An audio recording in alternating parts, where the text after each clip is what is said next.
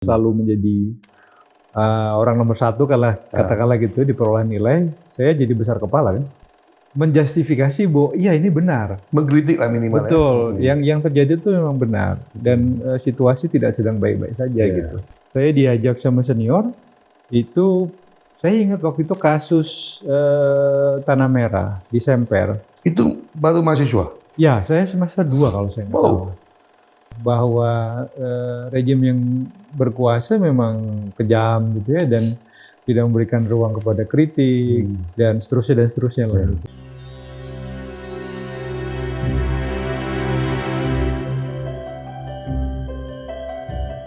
Sahabat Forum, kita masuk lagi berbincang-bincang dengan Mas Danal yang makin mengasihkan ini. Jadi ketika menjadi aktivis, diawali dengan tadi terlibat advokasi dan sebagainya, momen apa atau peristiwa apa di dunia aktivis selama mahasiswa itu yang membekas sampai sekarang? Ada dua hal ya. Yang pertama itu sebetulnya ini satu momen di mana saya merasa takut sekali. Yaitu adalah momen penculikan. 96 ya? Ya, itu kita merasa ada teman dekat yang diculik atau gimana?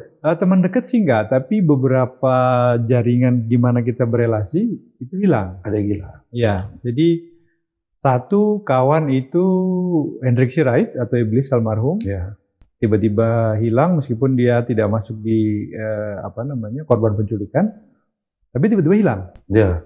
Seminggu kemudian baru keluar. Dan kalau yang berjejaring itu dulu Pius.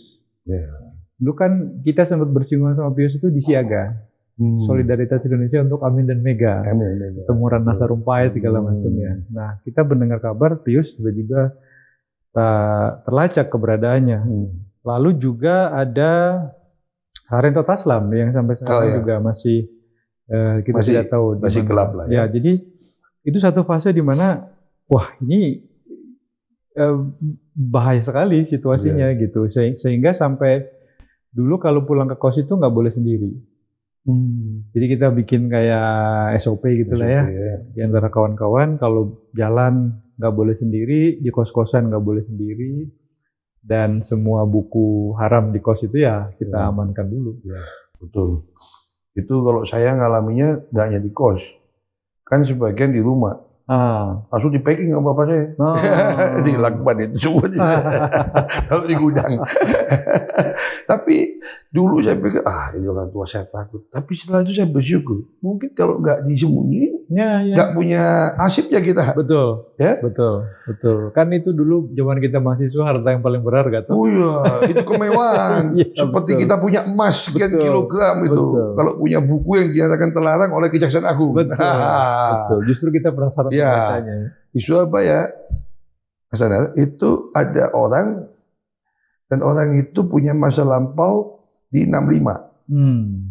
Nah, dia itu penjual buku seperti itu, spesialis. Jadi kok dia keliling kampus itu bawa tas hitam besar itu, isinya buku terlarang semua. Jadi kalau kita butuh cari dia, namanya Pak Wi itu ya. Nah, saya jadi ingat dulu waktu SMA kan, kalau nemuin orang bawa tas besar gini, itu sewa rental VHS. Gitu. Ternyata ini buku terlarang. Saya bilang, hebat juga Om ini. Saya bilang, menyamarkan situasi itu. Kalau yang sewa VHS itu isinya film terlarang. Nah, gitu ya. Saya kok nggak tahu. kurang paham itu. Nah, fase yang lain ya, satu momen yang menurut saya itu, saya juga ngerasa beruntung, saya masih ketemu sama pelaku sejarah. Misalnya? Masih ketemu sama Pak Pram, masih suka ngobrol sama Bang Ali dulu ya. Bahkan SK Trimurti itu masih sempat kita temui ya, dan di teman-teman Ekstapol 65, terutama yang mantan peleburu, kami belajar soal bagaimana menghadapi kepahitan hidup. Jadi kadang-kadang kalau kita lagi frustasi gitu ya, lagi down gitu, kita datang ke mereka ngobrol terus pulang kita malu. Berasa kok kita ini lebih ringan dibanding mereka ya, tapi ya. Betul. Saya dengan cerita itu umur 26 tahun, sudah packing dari rumah, jaga kantor, lalu diambil. Saya bingung, lu kok nggak lari? Kita ini lari gitu. Kalau ketemu apa lari gitu, Pak. Betul. Bahkan kadang-kadang lari salah jalan aja kita sudah nyesel. Nah kok dia itu nggak nyesel gitu. Dengan bangganya nyiapin pakaian sendiri untuk siap diciduk gitu ya. Nah, apa yang membuat yang berkesan tapi menakutkan itu, tapi Anda tetap jadi aktivis, bukannya kemudian meninggalkan? Ya gini, kalau saya ngerasa ini pilihan yang dengan sadar ya. Oke. Gitu. Jadi memang jalan ini saya tempuh dengan segala resikonya, dengan segala konsekuensinya, dengan kesadaran. Gitu. Dan itu tadi yang saya katakan di awal, ya sebagai bagian dari anak muda punya rasa marah terhadap situasi yang nggak benar, that's it. Sesimpel itu. Apa konsekuensi real yang Anda hadapi ketika itu? Kuliah jadi lama. Pacaran nggak? Nah dulu itu kami di komunitas itu punya kredo yang agak menggelikan sebetulnya. Apa itu? Jadi belum ada yang beruntung dapat kita gitu. Itu bagian dari apa ya? Kesombongan. Arogansi aktivis. Dan dulu benchmark kami itu adalah Arief Budiman. Jadi Arief Budiman, sorry to say ya, fisik dia kan nggak terlalu menarik ya. Tapi istrinya Ratu Kebaya. Dapat cantik karena ya. Itu aktivis. Kira-kira gitulah. Yang kita bayangkan waktu itu. Padahal itu semua kan sebenarnya aja excuse. Permisif pada diri sendiri ya. Betul. Ya. Tapi artinya dengan segala konsekuensi tadi, kita lihat mungkin teman kita yang tidak jadi aktivis, tapi apa ya, penuh dengan glamor, ya, bacaan gonta-ganti. Itu bagi kita malah sesuatu yang itu bukan saya gitu ya. Ya itu mungkin kalau bagi saya yang di kampus swasta. Kan kampus Anda termasuk yang banyak juga glamor karena dekat pusat kota. Justru itu yang saya mau ceritakan. Jadi saya kemudian sampai pada titik yang mungkin ekstrim ya. Jadi ya lu gua gitu. Jadi kita berteman. Tapi kalian milih jalan yang berbeda nggak ada masalah gitu. Jadi sepanjang Anda tidak mengganggu hidup saya akan tidak akan mengganggu hidup Anda. Gitu. Tapi Anda coba memengaruhi mereka nggak? Enggak juga. Enggak. Karena gini, saya itu punya keyakinan gini. Sebagai aktivis mahasiswa itu kan kita bukan nyari kader.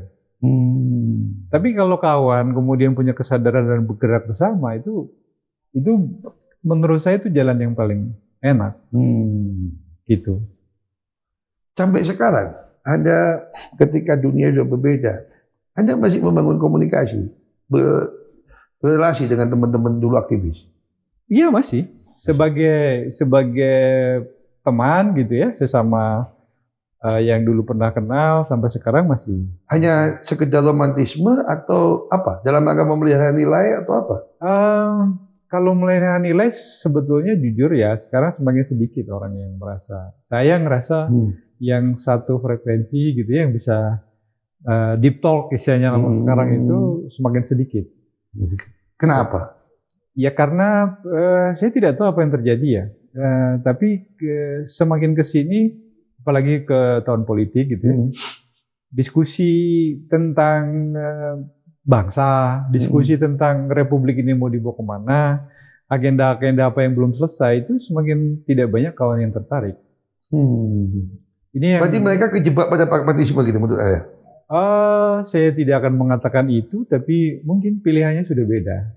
Oke. Ya sudah, kita hargai saja.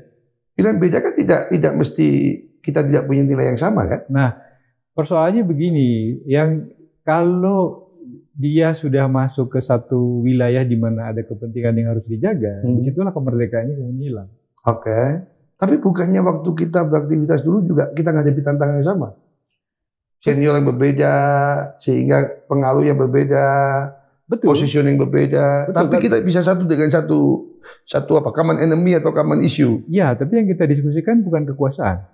Oke, justru melawan kekuasaan. Betul. Oke. Jadi ketika kita udah lama gak ketemu, kita ngomong hehehe, lalu kemudian kita masuk kayak agak ada dalam dikit, lalu kemudian dirimu ngerasa bahwa ada kepentingan kekuasaan yang harus dilindungi, kan jadi beda.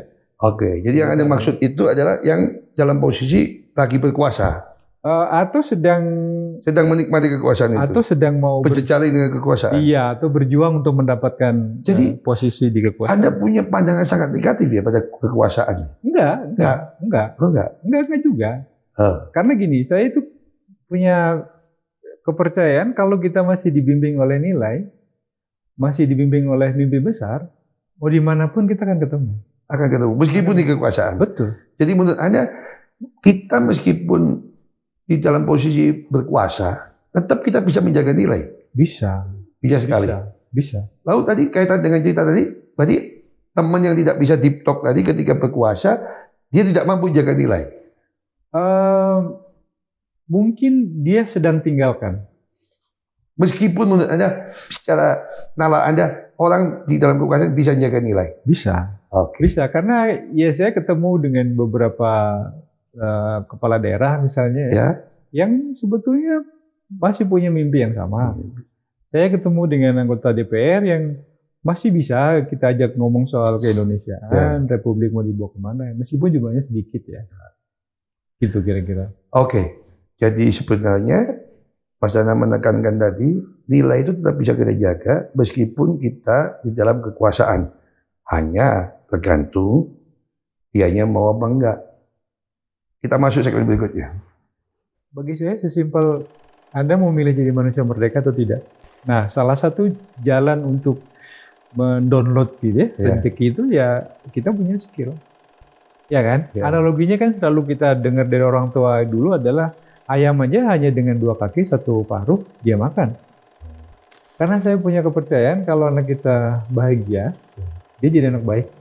Saya ini orang yang percaya bahwa ketika manusia punya kesadaran itu adalah fase yang berharga bagi hidup seseorang.